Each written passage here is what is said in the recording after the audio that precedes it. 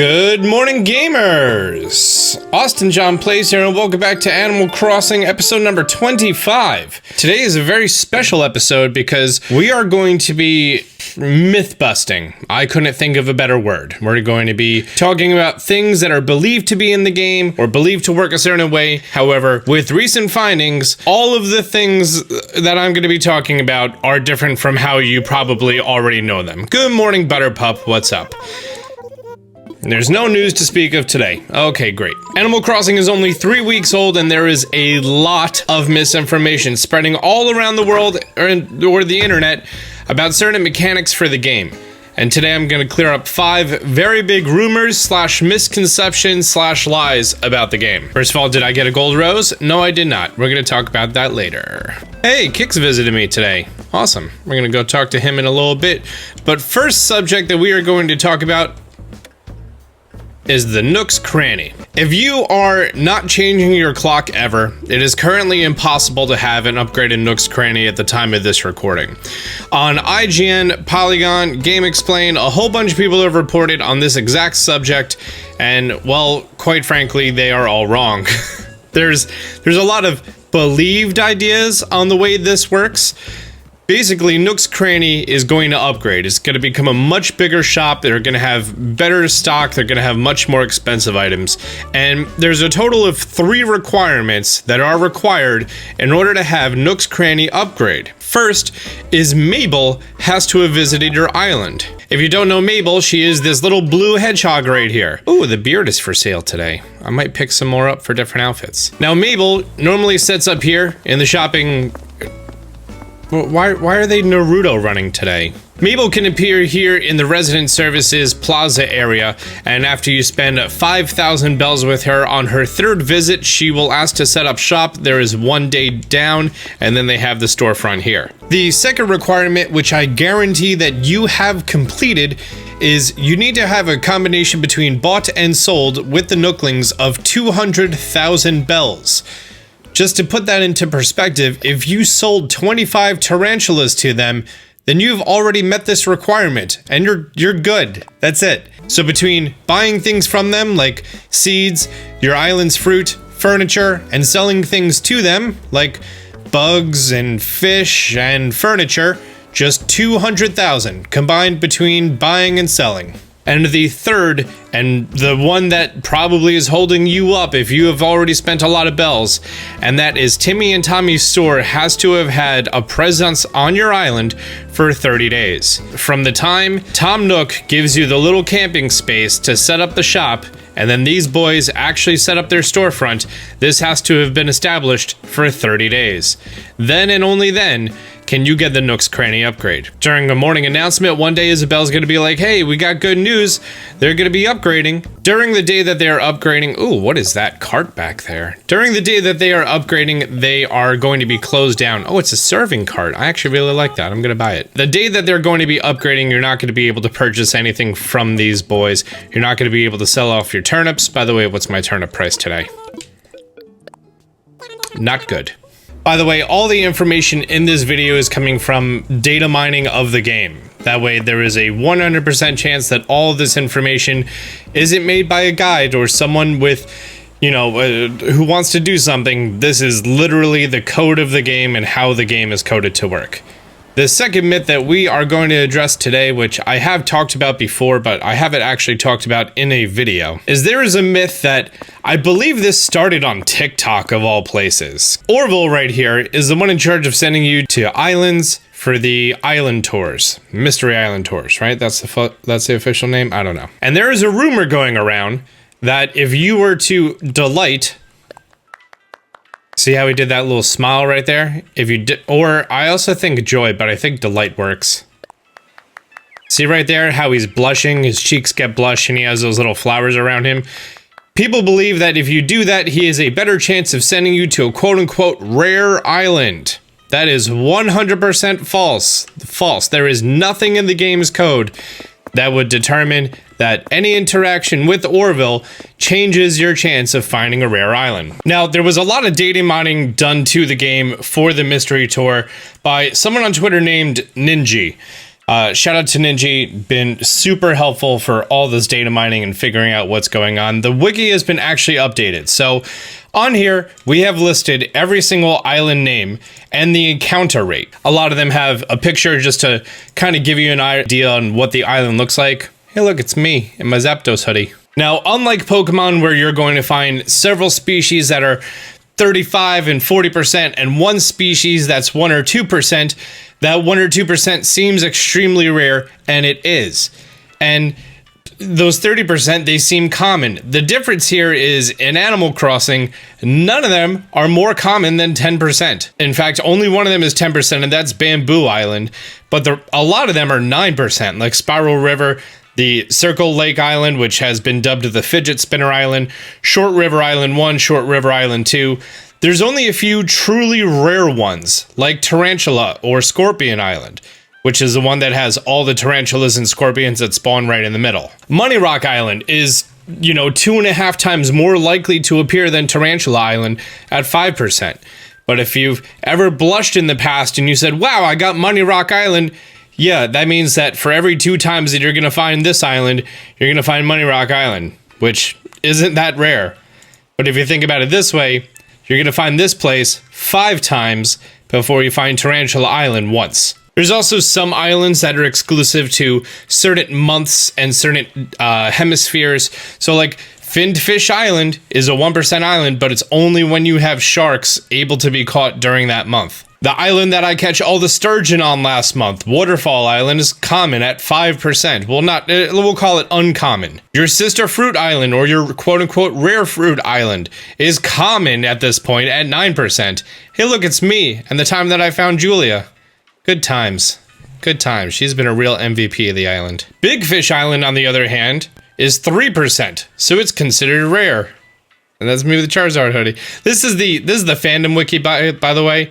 Like, anytime that you need to learn something for a game, look up the official wiki, and it's usually hosted on Fandom.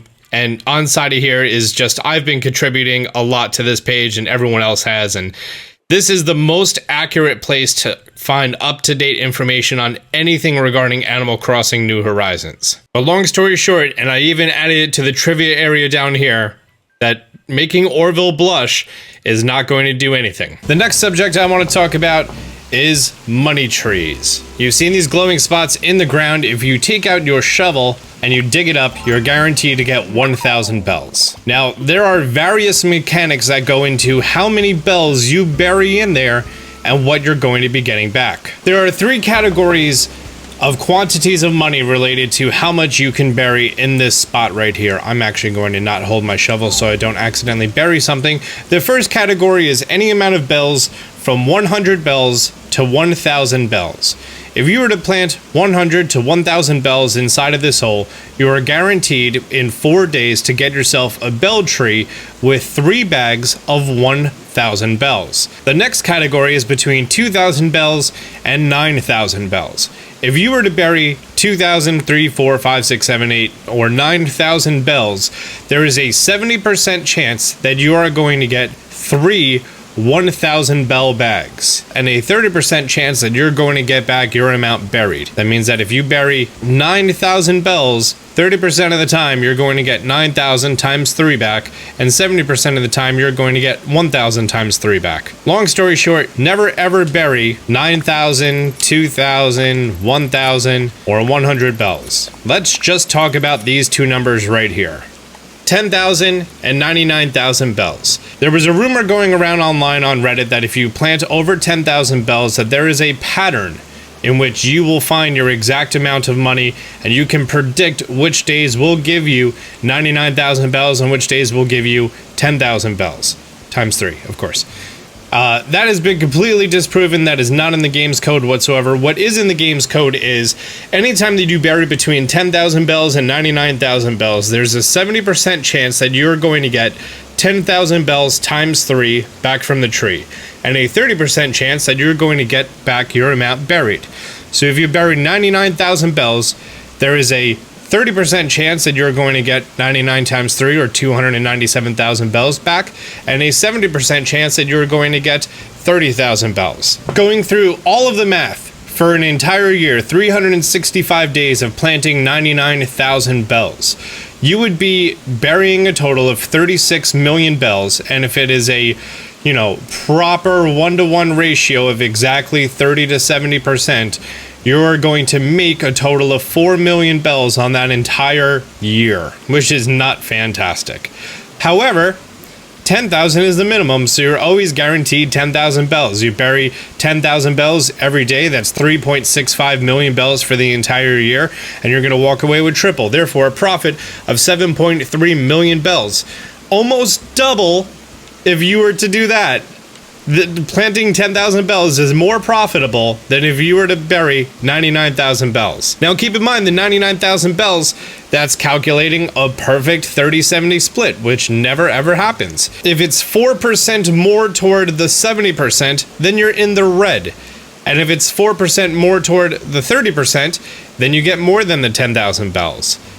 So that just comes down to gambling odds, and again, that's every single day of planting the tree. If you have money to burn and you just want to be baller, go for it. But if you want to know the most guaranteed way to make most bells for your trees, 10,000 bells. Long story short, every day when you dig up your 1,000 bells, bury 10,000 bells. Also, pro tip, as soon as it's buried, you can lift the tree out. As soon as you bury the money, that's when your odds are calculated, by the way. It's not any time after that. Now, this one, I'm a little ashamed to say that this is not a proven science. There is no data mining done for this already. I did reach out to Ninja, who Ninja is also responsible for calculating the percentages of doing the money trees as well. So again, big shout out to them. Let's talk about villagers that you don't like and you want them to move out. There's lots of theories going around, but first things first is you should not hit them with your net. There is a very, very, very good chance that when someone wants to leave, it is just completely random and not based on anything whatsoever. But there's also a chance that it's led to an affection level. And the affection level has to do with ignoring them. Yes, my hamster is staring at a microwave. Good. And honestly, the best way to not interact with a villager is just to put fencing around their house so that they do not wander around, you don't accidentally interact with them, don't go in their house to get DIY recipes, don't talk to them for any reason whatsoever, including hitting them with your net. If you hit them with your net, after 3 times or 4 times they initiate conversation with you, that may or may not lead to their affection level being raised. I do not know. But you know what? Just don't talk to them and you avoid that situation altogether. I had someone leave my island and I never hit him with a net because he was cool. Unlike this thing over here. Yeah, I'm talking about you, not to you. Go away. So again, just do not interact with them, ever. Until they have a thought bubble above their head. Only when they have a thought bubble above their head do you need to speak with them. You must be present and you must speak with them when they have the thought bubble above their head, because that may be a time that they initiate the sequence of dialogue saying that they want to move out. In which case, you're given the option if you want them to leave or not. There's only one surefire way to have villagers leave your island, and guess what? It's a paywall. Ooh, there's a balloon. And that would be the cards from Animal Crossing Happy Home Designer or the Animal Crossing amiibos. See, that's a thought bubble. That's what the thought bubble looks like. That is the only time you talk to the villager that you want to leave. They also may ask you to do something or give you a present. Thanks, Bo. By the way, shout out to Alexis from Pennsylvania for actually physically mailing me some amiibo cards from Animal Crossing. They're going for pretty expensive online, so thank you so much. Anytime I look up something about a game I'm playing and boom, there you are to tell me everything I need to know. Well, thank you.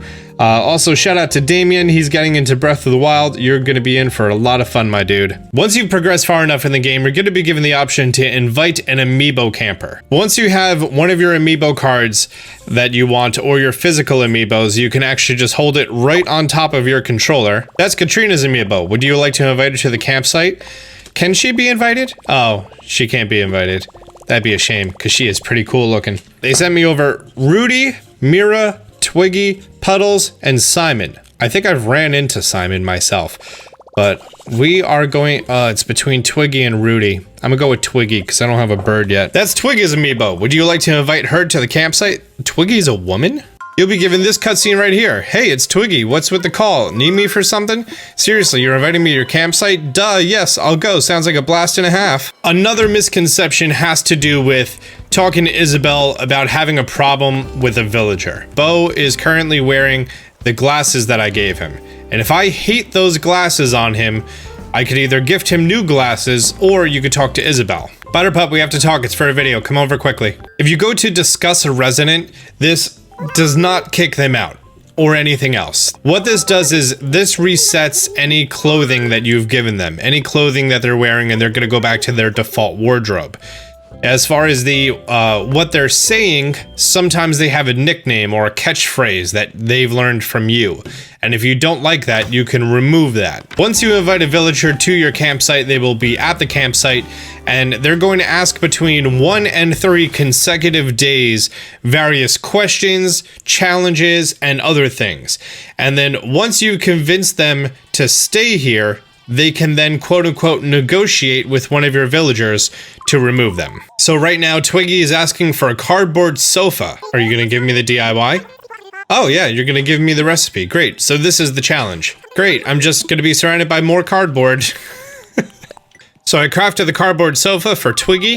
Oh my gosh, seriously, thank you so much. I'm so happy right now. Here, take this Prezi as a thanks. A piano bench. Well, I gave you cardboard boxes, you're gonna give me a classic piano bench?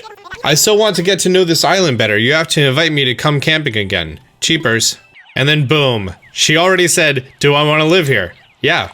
For realsies, I'd be down, but I need to pass. I've got a metric ton of glitter back home, but maybe I'll be able to move here some other time. Once they have, you know, that second or third time that I mentioned before, then and only then can you get to the negotiation screen. That is how to 100% get a villager off your island. And if you don't have amiibo cards, then it comes down to just luck. The fifth and final myth that we're going to be busting has to do with hybrid flowers. And there is a very, very, very deep data mine currently going on for hybrid flowers and how hybrid flowers work. Actually, the flowers in Animal Crossing New Horizons have very advanced genetics programmed into the game with binary values. That's actually similar to human genetics, known as the Mandolin genetics, which you can figure out using a Punnett square. Wow, this is high school science class all over again. Remember these Punnett squares of being able to be like, hey, one of your parents has red hair and your other parent has brown hair. Why aren't you gonna get red hair? Because of the dominant and recessive traits. The flowers in Animal Crossing New Horizon have genes that are programmed with dominant and recessive genes. Boom. Which is just insane that there's this level of depth. And the process in order to get one of the hardest flowers to breed for, the blue rose, is so long and complicated to possibly get a blue rose. And it's all chance-based. The only flowers that have predetermined genetic values are going to be the seeds that you get from Nook's Cranny. Like, here's the combination for red seeds, for yellow seeds, and for white seeds. And just, it's a matter of using the Punnett square and combining these different genes together to get the right flowers. Wow. This is, and you know what? There was talks very early in the game of, you know, if you breed down a blue, you won't be able to breed those blue flowers, and you had to find wild blue flowers. That makes sense now because of the recessive genes in here. You know what? I'm not even going to try to summarize this. If you are past high school and you understand human biology and genetics and you want to look up the flower genetics guide, then go for it. I've now determined that this little 5x5 area is not the way to go. For some flowers, for easy flowers, yeah, sure. But for complicated stuff like breeding down exact blue roses, this will never ever give me that because I'm still relying on the same parent flowers that are not going to give me the results that I want. So I'm gonna have to have a lot more flowers out here with a lot more chances. The nice part is, is every single flower has a chance to reproduce. There is no cap to how many flowers can reproduce in one given day, which is really nice. I'm just gonna leave that link below. Long story short, everything you think you know about breeding flowers is wrong. All of it is wrong. Every guide you've seen online is wrong. Everything that I thought is wrong. It's insane. It really is. But this was 5 big myths for Animal Crossing New Horizon. And I'm going to leave links to everything that I've mentioned here that's going to help you for further information, including the Animal Crossing wiki and stuff like that. If you've enjoyed this knowledge and want to watch my Let's Play, then do me a favor, hit the subscribe button down below. Currently, we're uploading brand new videos pretty much every single day for Animal Crossing New Horizon. My name is Austin John. Until next time, Austin John out.